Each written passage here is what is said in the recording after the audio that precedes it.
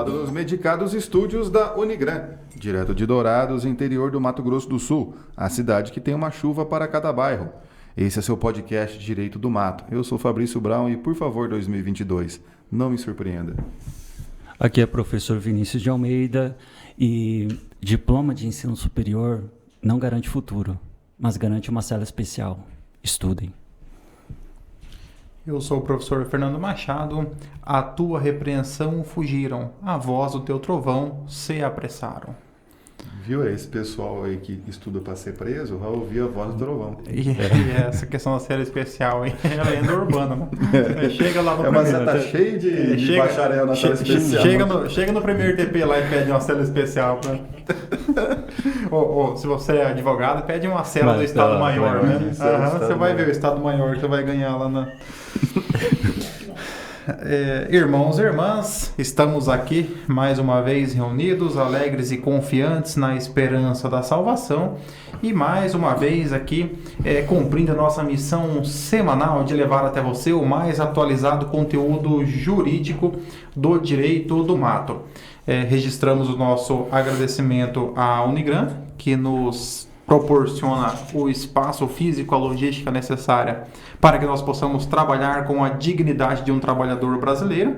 Agradecemos também ao Paulo, que nos auxilia comandando a equipe aqui de produtores, roteiristas, revisores, câmeras, contra-regras e todas as outras funções que eu já nem mais sei quais são.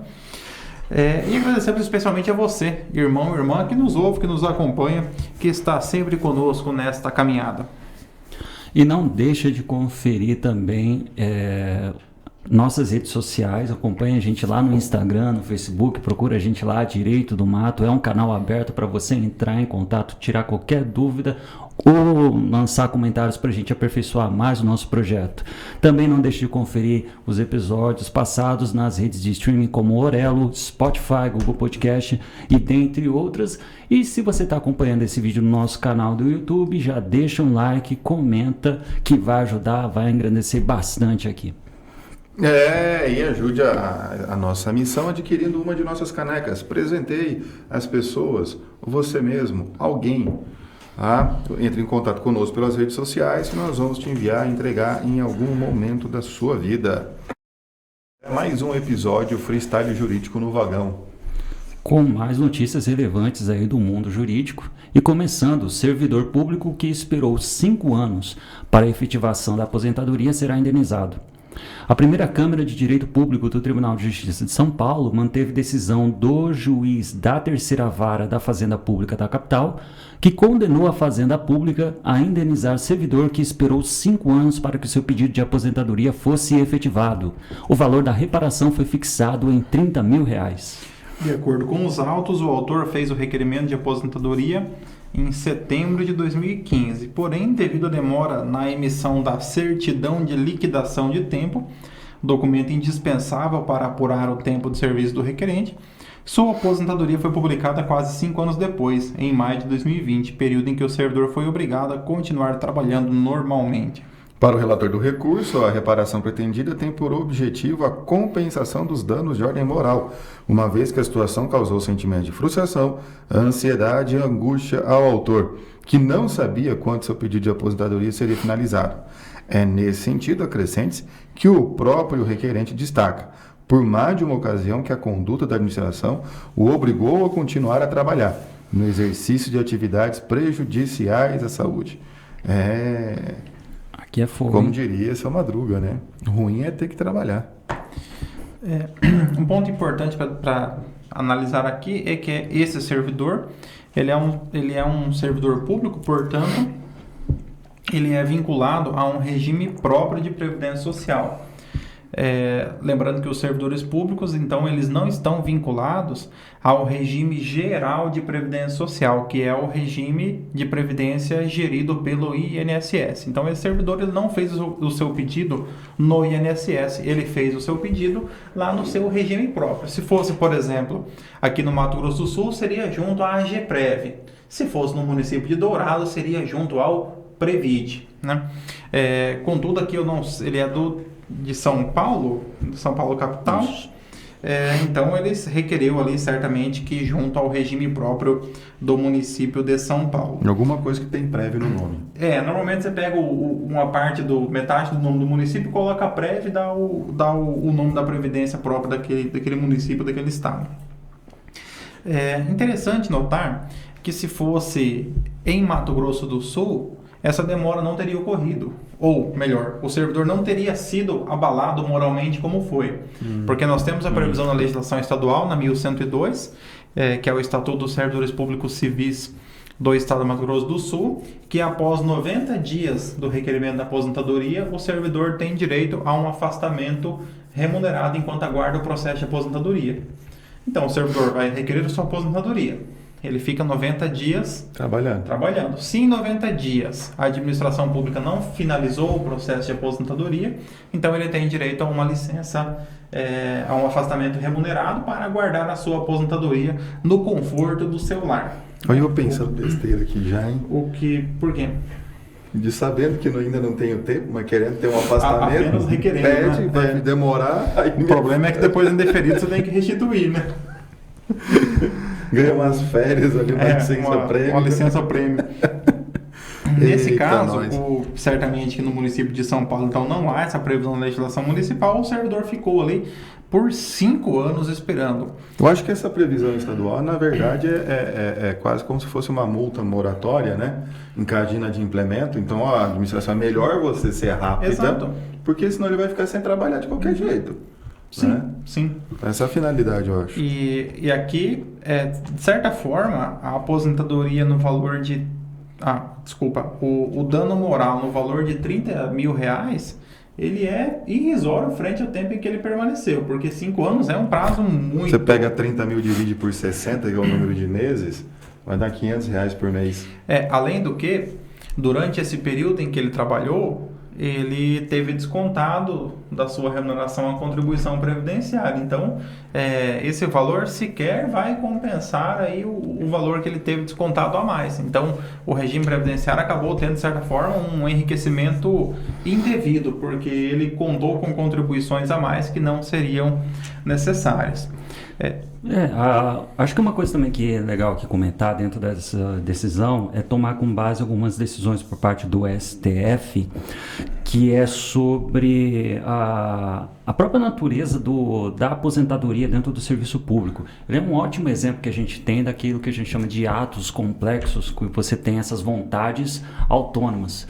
Porque quando o servidor público, né, ele vai requerer a sua aposentadoria, ele primeiro pede aquele ente ou então a entidade que ele está vinculado, para que depois esse pedido ele seja reanalisado por parte do Tribunal de Contas. Aqui no nosso caso, o nosso amigo aqui, a infelicidade dele, pelo que dá para entender na notícia, ele fez primeiro o pedido no ente, na entidade, o que acabou justificando então essa indenização. Quando a gente pega as decisões recentes por parte do STF, ele fala sobre esse período de tempo quando o processo está em análise lá no Tribunal de Contas. Tem até uma súmula vinculante, né? Mas no caso do Tribunal de Contas, o benefício já foi concedido e ele segue para uma revisão. Uma análise de legalidade. O que acontece, por exemplo, todo ato que envolve pessoal, ele passa por uma análise do Tribunal de Contas, seja do Estado, seja da União. Então, férias, demais vantagens, licenças, todo ato ele é encaminhado para o tribunal faz aquela revisão no ato, o que é quase que um reexame necessário, né? Obrigatoriamente é feita a análise da legalidade. Pode acontecer eventualmente de que o tribunal, ao analisar ele verifique que houve alguma falha nesse processo e ele determine, por exemplo, o reingresso do servidor ao serviço público. Em algumas situações, já há jurisprudência no sentido de que se o tempo que faltou para a aposentadoria foi muito pequeno, que o ato ele acaba sendo ratificado pelo tribunal mesmo, por exemplo, situações em que foi feita ali a recontagem do tempo de contribuição, sempre quando se faz um cálculo de tempo de contribuição, ele é convertido em dias. Então, você transforma anos e meses em dias, né, quando faz a verbação. E, eventualmente, ali na hora de se fazer algum cálculo, a pessoa trabalhou lá, averbou o tempo quando foi guarda-mirim lá 1965, e aí na hora de fazer a contagem deu alguma diferença de 40 dias. Então já tem decisões judiciais que entendem que você não é o caso de mandar o servidor retornar por conta desses 40 dias, de uma diferença muito pequena.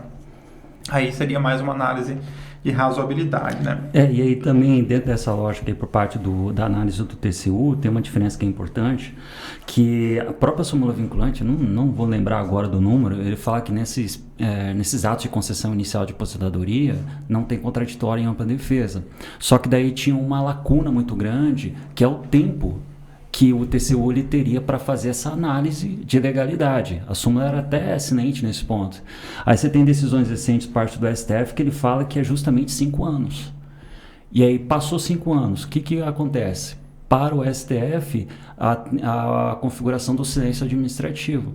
E aí seria concessão tácita por parte do TCU, o que não justificaria a indenização, mas sim o reconhecimento. Então, por isso que nesse caso aqui, a indenização ela se deu justamente para esse primeiro ato, que foi requerer na entidade anuente que aqui ele a diferença foi, tal. os 5 anos foram para conceder o benefício, não para fazer a revisão da legalidade, né? Então, então ele ficou trabalhando e aguardando, por isso é que foi...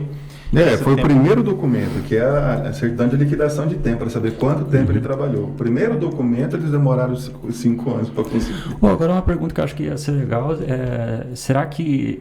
ele com certeza teve que contribuir, né? Contribuir como servidor na ativa. Será Sim. que ele poderia requerer seria uma restituição? análise, seria a restituição do tempo que ele trabalhou a mais, né? Ou então, como é que fala, um abatimento, né? Porque normalmente o pensionista, né, em quadros públicos, ele também é contribuinte, né? Ele contribui. Aí cabe a cada como a reforma da Previdência que extinguiu o chamado regime jurídico único, que era um só na Constituição, hoje os federais têm cada estado tem o seu, cada município tem o seu. Mas na grande maioria das legislações mais recentes, há uma contribuição também do inativo, né? Então, normalmente, o mais comum é que o inativo que recebe acima do teto da Previdência, que está 6 mil e pouco, ele contribui sobre o que ele recebe acima dos 6 mil e pouco. Agora, 5 anos, cara. Puta, é tanto demais, hein? Isso aí, São Paulo, né? São Paulo é tudo mais demorado, né? Tudo. Quem tem advoga na Justiça Federal que sabe bem disso. Mas vamos para a nossa segunda notícia. Marcação britânica retira a validade dos cartões de ponta apresentados por construtora. A 7ª turma do Tribunal Superior do Trabalho rejeitou o recurso da Construções e Comércio Camargo Correia S.A. contra a condenação de ter de pagar diferenças de horas extras para um carpinteiro de Porto Velho. A construtora tentava comprovar que a sobrejornada não existiu, apresentando os controles de ponto, mas os documentos foram invalidados por mostrarem marcações uniformes dos horários de entrada e saída do empregado. O carpinteiro disse na reclamação trabalhista que, apesar de a empresa ter anexado ao processo os controles de ponto, ele apenas os assinava.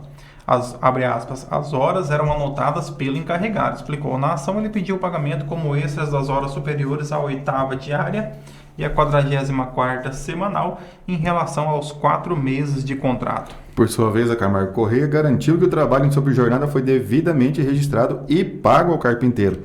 Quanto à anotação uniforme dos horários de entrada e saída do trabalhador, a construtora argumentou que a constatação da regularidade não poderia servir para pressupor uma ilegalidade sob pena de violação do princípio da boa-fé. Professor Fabrício, o que é uma marcação britânica? Marcação britânica é aquele cara que chega todo dia às 8 horas na firma e vai embora às 18 horas. E o relógio, o ponto dele está sempre marcado no mesmo horário, nunca tem variação. Então, dada a lenda da pontualidade dos britânicos, né? Porque eu não conheço nenhum britânico para saber se é verdade isso, então vamos pressupor. Mas esse é um entendimento já pacificado pela jurisprudência do direito do trabalho, que a prova documental ela deve corresponder à realidade. E o livro ponto, o registro de ponto, ele deve corresponder à realidade nesse sentido. E há uma presunção de que quando o livro ponto está exatamente sempre, ele chega sempre no mesmo horário, sai no mesmo horário, está lá assinado, né, ele não corresponde à realidade, porque ninguém consegue fazer isso sempre. Ele vai chegar um pouco mais cedo, um pouco mais tarde e tal, né, porque se você chega, não é considerado o atraso, né, 5 minutos na chegada, na saída, que não ultrapassem 10 minutos no total. Também não é considerado hora extra, né, você chegar 5 minutos antes, sair 5 depois, porque as pessoas... Não, é impossível todo mundo da firma chegar no mesmo horário e colocar o dedo ali. Você não vai ter divergência. Até que você pode chegar na hora, aí tem alguém na frente e você não consegue. Isso, vai ter diferença de horário, então isso é impossível. O que dá a entender que esse livro ponto, esse registro de ponto, ele foi fabricado, né? Ele foi feito e o funcionário só assinou. Ou saiu o registro lá, quando é eletrônico, imprimiram um registro que não corresponde àquilo que o funcionário entregou. Realmente fez. Eu não sei se é possível programar um relógio de ponto. Se é possível hackear o Ministério da Saúde, o FBI, etc. Programar um ser, né? É a coisa mais fácil do mundo. É verdade. Então acho que isso aí não toda aquela tecnologia, né? Isso, ainda mais porque fica de acesso unilateral do empregador. Se ele quiser se utilizar de má fé, acho que é extremamente possível. Então a finalidade, acho que no princípio ali da primazia da realidade, né, é justamente que a prova documental no processo do trabalho ali e no direito do trabalho, ela sirva para demonstrar. A gente sabe que é impossível. Eu já tive cartão ponto, eu era um desastre, porque eu esquecia quase todos os dias, não tinha o hábito ali, então o tempo em que eu tive o cartão ponto, eu... Usava o cartão ponto aonde, Jorge? Quando eu trabalhei no Delfos, como coordenador. Então eu tinha lá na época, já há alguns anos, então eu tinha um cartão ponto. Se bem que meu cartão ponto era uma né? tristeza do ponto de vista trabalhista, porque... Você mais por ele estava faltando quase todo dia. Exato. Mas aí vem uma pergunta, e tipo numa demanda trabalhista, quem que tem o ônus da prova aqui nesse caso? Seria o empregado ou o empregador? Quem? Me parece que a pergunta foi combinada antes pelo pessoal da... Via de regra, quem alega tem que provar, não é? Ocorre que o registro de ponto ele fica de posse do empregador. É o empregador que tem o registro de ponto e tem o dever de manter arquivado. Então, é ele que tem que trazer essa prova nos autos. Se ele não tem essa prova do livro de ponto, ela favorece o empregador. Quando ele não tem, prejudica o empregador. Não, então você passa a trazer elementos de que aquilo que o empregado está dizendo é verdade. Não quer dizer que vai acreditar em tudo que o empregado fala. O empregado também tem que ter elementos de prova que demonstrem que o que ele está dizendo é verdade. Ou seja, aí a gente vai para o lado da prova testemunhal, né? Vai com testemunhas produzir essa prova. Ele pode falar, já foi visto o caso de testemunha falar que o fulano chega a tal hora, sai a tal hora. Tá, mas aí pergunta, mas que hora que você entra na firma? Não, eu chego a tal hora. Mas como é que você sabia que ele entrava a tal hora se você chega 2 horas depois que ele na firma? Não, é que me falavam. Então você não viu, te falaram. Que é diferente do que você ter visto. Ou aquilo que a testemunha fala, que faz o coração do advogado parar, né? O advogado pediu para eu dizer que ele chegava, né? A testemunha está falando e daí na hora que o juiz pergunta, ela olha para o advogado e sabe o que ela responde. O que o senhor tinha falado sobre esse ponto? É por isso que prova testemunhal é muito perigoso. Porque a testemunha, ela fica nervosa ali na hora e pode piorar a situação. É o que acontece, por exemplo, acho que o ponto principal, a testemunha até vem preparada. Ela se prepara, ali se concentra, aí ela senta na frente do juiz. Aí o juiz dá aquele aviso delicado nas palavras jurídicas do juiz, que ele diz para o testemunho: se o senhor faltar com a verdade, o senhor pode cometer um crime e ser preso por conta disso, né? Aí, mesmo que a testemunha fosse falar a verdade, ela esquece ela acha que a verdade dela não é mais verdade. Existe uma coisa que o pessoal chama de preparar testemunha, que o nome é correto, né? O nome não é correto, na verdade. Preparar testemunha dá a impressão de que você vai fazer o roteiro para ela decorar. Agora, é prudente que o advogado da parte, na hora de escolher as testemunhas, se for possível, ele entre em contato com a testemunha para conversar com a testemunha. Em que sentido? Fazer as perguntas que seriam naturalmente feitas em audiência, tanto pelo juiz, quanto por ele, advogado, quanto pelo advogado da parte contrária. para saber se essa testemunha é útil ou não ao processo. Às vezes o cliente pode falar, não, ele sabe tudo. Aí você vai lá, fala, ó, a situação se trata sobre isso aqui. Aí começa a fazer pergunta, a pessoa não sabe nada. Ou explicar para a testemunha que se ela não souber, diga ela que pode não dizer sabe. que não sabe, não precisa explicar tentar o procedimento, inventar, né? como é que funciona. Eu sempre, quando eu vou conversar com o testemunho, eu falo, você não minta e não inventa. Se você não sabe, diga que não sabe. Pronto. E não tente ajudar melhorando a história. Não, conta só exatamente o que você sabe. Porque uma coisa é ali conversando a parte e a testemunha. Outra coisa é na frente do juiz, né? Então...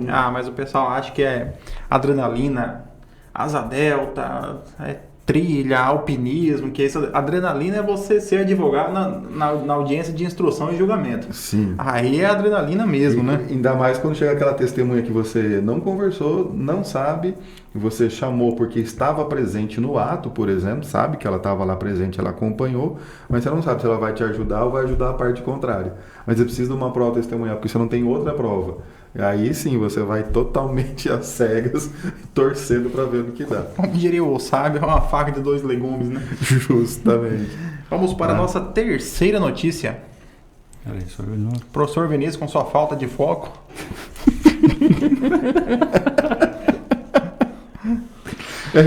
Tem que lembrar o pessoal aí que nós, eu não sei quando que esse episódio vai no ar, mas nós estamos numa semana para gravar, para ter gaveta para nossas férias aqui.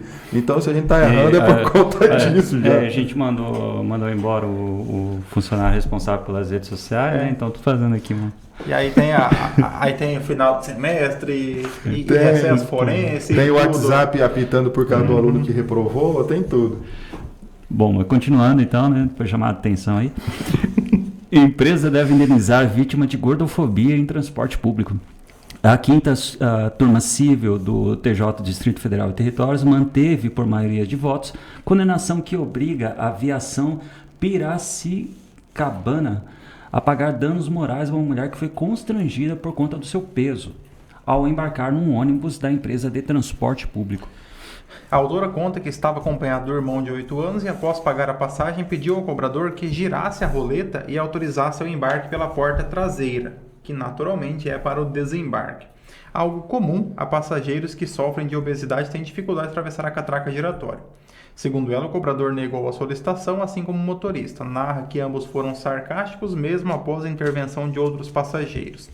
Sem poder passar pela roleta, afirma que fez toda a viagem em pé, pois os demais assentos estavam ocupados por idosos. Além disso, passou todo o percurso preocupado com o irmão menor que ficou sozinho na parte traseira do ônibus. A real é que a autora somente pediu a abertura da porta do meio após o veículo deixar o terminal rodoviário. Informa que, como não era seguro parar o veículo, o pedido foi negado. Assim, requereu improcedência do pedido. Ao analisar os autos, a desembargadora relatora destacou que o nexo entre a conduta da ré e os danos morais sofridos pela autora estão comprovados pela reclamação realizada junto ao sistema de ouvidoria do Distrito Federal e por testemunho de outra passageira que corroborou a versão apresentada pela vítima. As provas definem que o não atendimento ao pedido da autora transbordou a mera negativa de pedido, conduta que se revelou abusiva, irônica e debochada dos funcionários da empresa dada a obesidade da autora, concluiu a julgadora.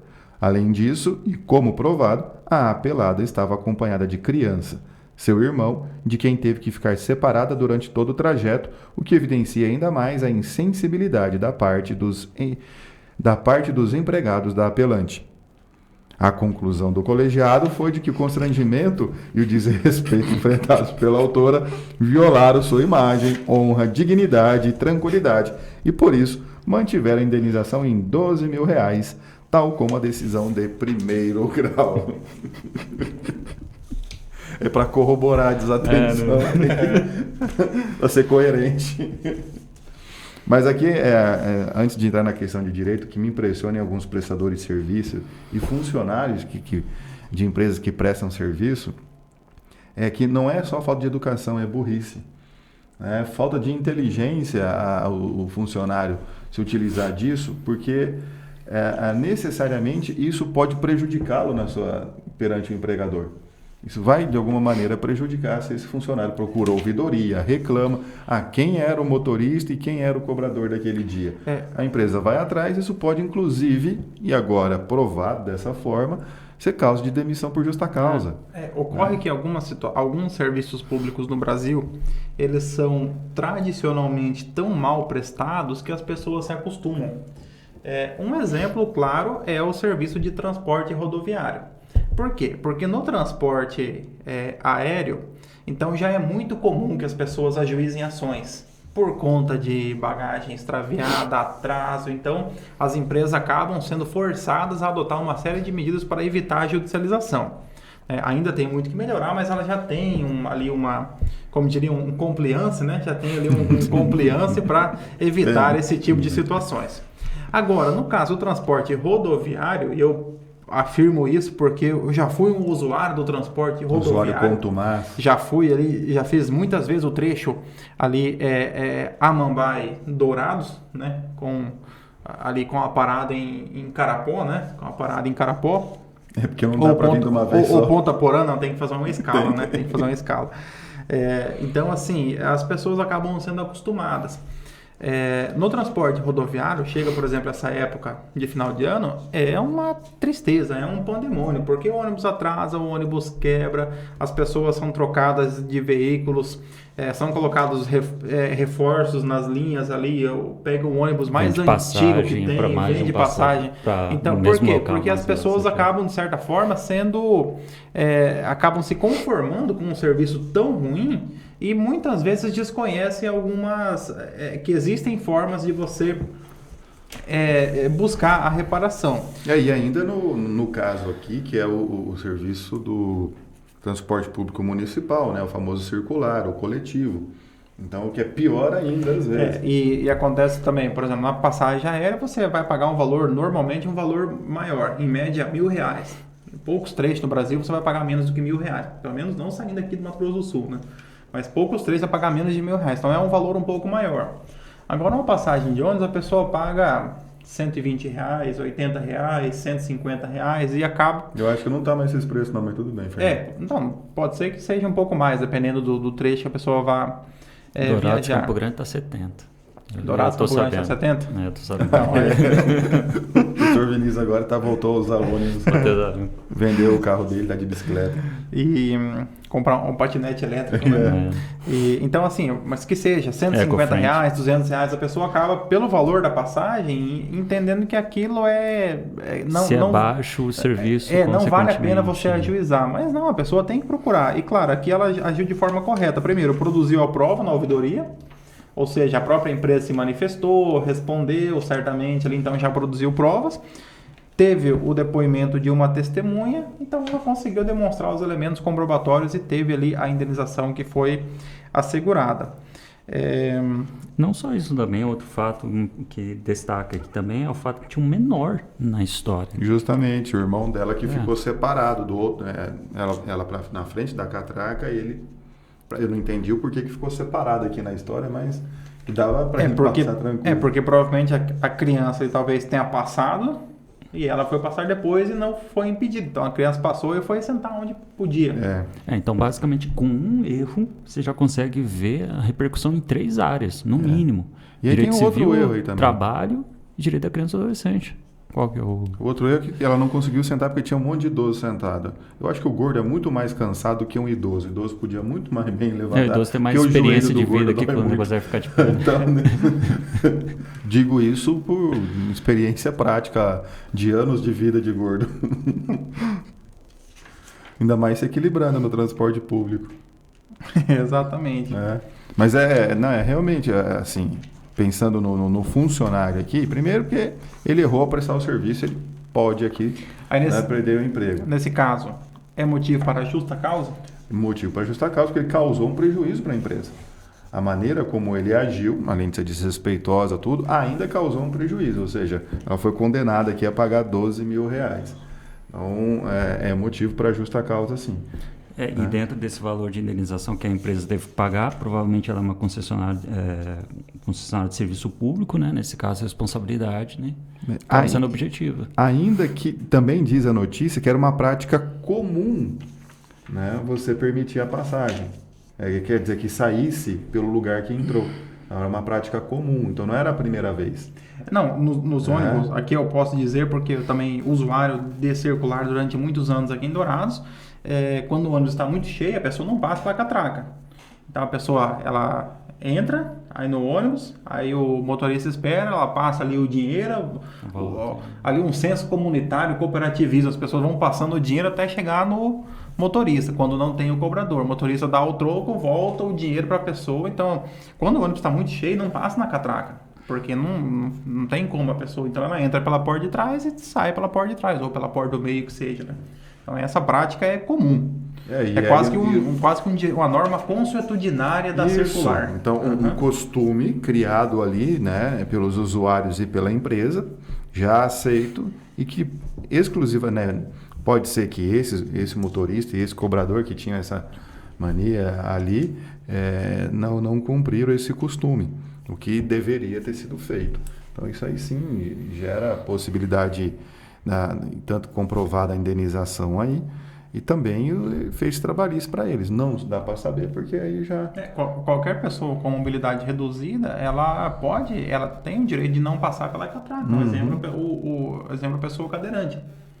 Então, ele também não passa pela catraca. Então, isso é comum, né? Aqui, certamente, que, como foi demonstrado, houve uma conduta assintosa no sentido de expor a pessoa ao ridículo, né?